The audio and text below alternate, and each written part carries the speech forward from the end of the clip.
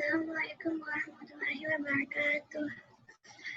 Teman-teman, kita sebagai manusia tidak dapat terpisahkan dengan alam sekitar.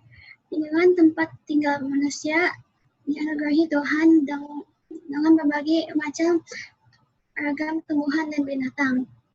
Pada hari ini, tim kami beranggotakan Jayata Kuswara, Muhammad Abdullah, dan Marvin Katamura Brano akan belajar bertanya dengan Bapak Abdullah Syifa. Beliau adalah Kepala Sekolah Indonesia Riyadh, Arab Saudi. Apa kabar Pak Syifa?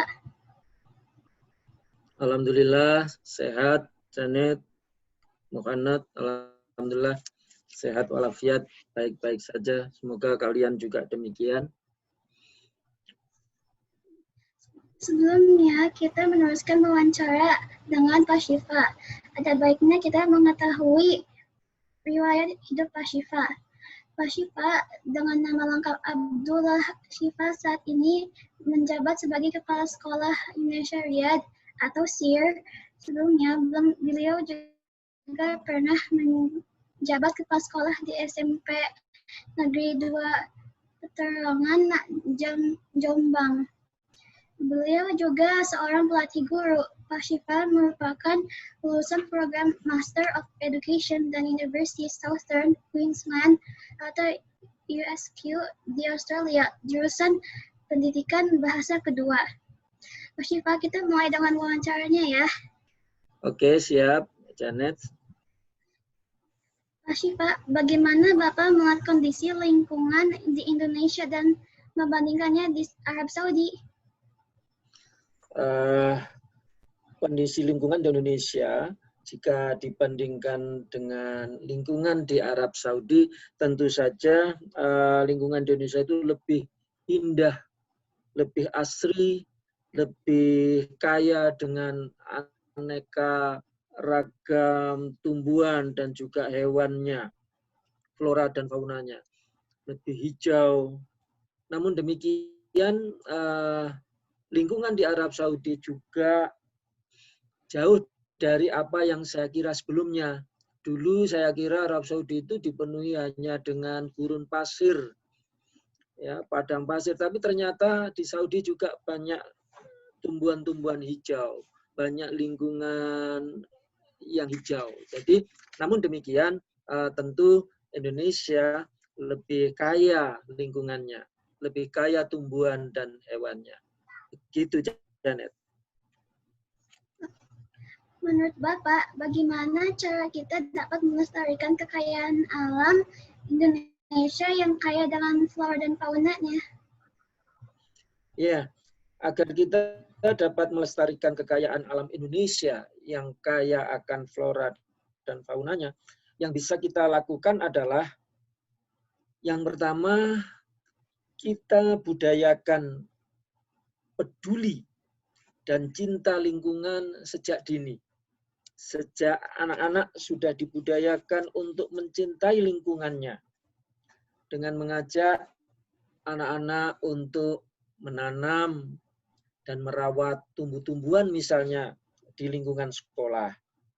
Di samping itu juga membuat aturan-aturan yang gunanya untuk melindungi lingkungan. Misalnya dilarang menebang tanaman tertentu atau memburu binatang-binatang tertentu. Nah, itu apa yang dapat kita lakukan untuk melestarikan lingkungan kita. Apa permasalahan lingkungan yang sering Bapak temui di tengah masyarakat? Permasalahan lingkungan yang sering saya temui di tengah masyarakat adalah kurang pedulinya masyarakat terhadap kelestarian lingkungan. Misalnya, mereka suka membuang sampah sembarangan, membuang sampah di sungai-sungai misalnya, yang tentunya itu akan menyebabkan pencemaran lingkungan sungainya. Kemudian mereka kadang menebang pohon seenaknya saja, ya, sehingga mengurangi kehijauan taman, juga memburu binatang-binatang yang dilindungi. Nah, ini yang sering kita jumpai di tengah masyarakat, ya, permasalahan-permasalahan yang kaitannya dengan lingkungan.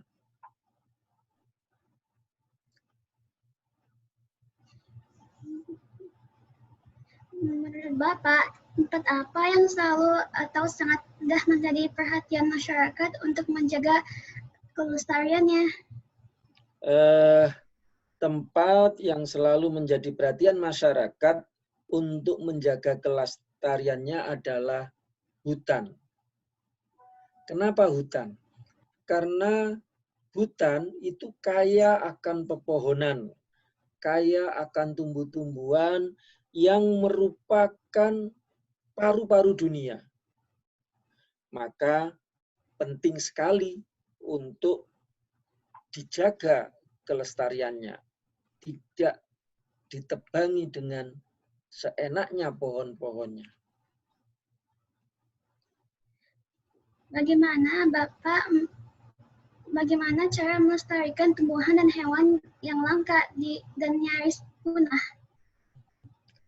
Cara melestarikan tumbuhan dan hewan langka yang nyaris punah, saya kira yang bisa kita lakukan adalah yang pertama, membuat aturan atau undang-undang yang melarang untuk memburu binatang tertentu atau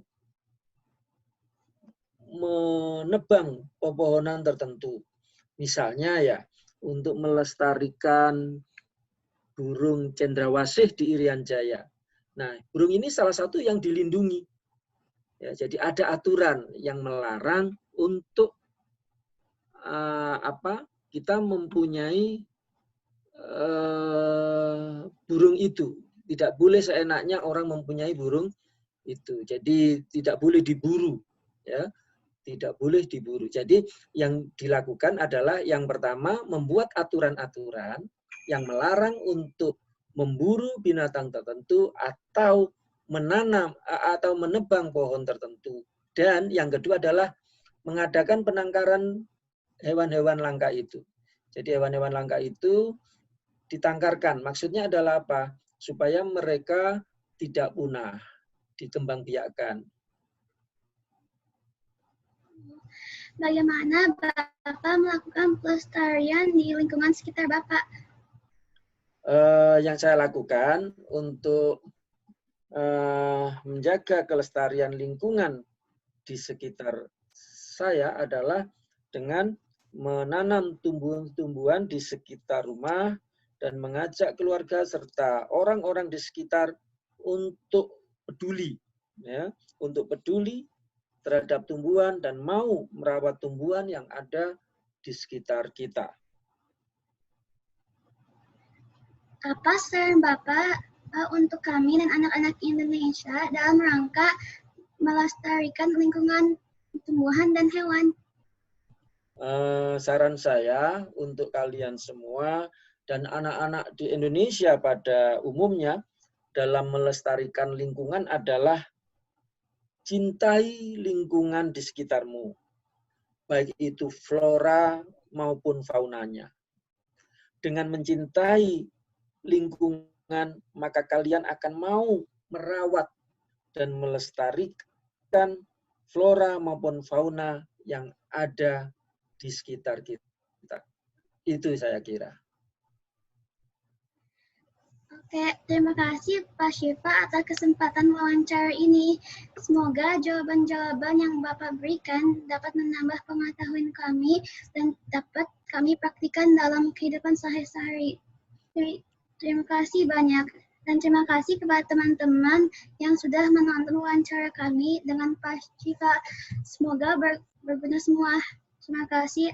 Assalamualaikum warahmatullahi wabarakatuh. Waalaikumsalam warahmatullahi wabarakatuh. Semangat terus, belajar terus ya. Ya.